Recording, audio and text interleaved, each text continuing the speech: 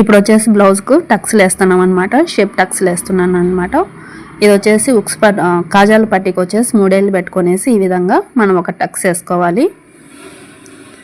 ఇంకా మనం అలా కనుక వేసుకున్నామంటే మనకి లావుటోళ్ళకి వచ్చేసి టక్స్ అనేది ఎక్కువ పట్టుకోవాలి, సన్నటోళ్ళకి వచ్చేసి టక్స్ అనేది చిన్నదిగా పట్టుకోవాలి.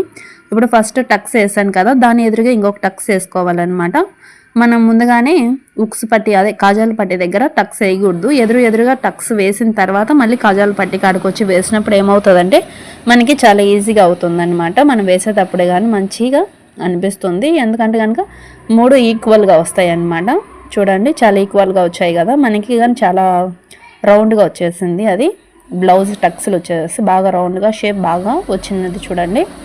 ఇప్పుడు వచ్చేసి దీనికి కాజాల ఉక్సుల పట్టీకి వచ్చేసి మనం 4000 పెట్టామన్నమాట.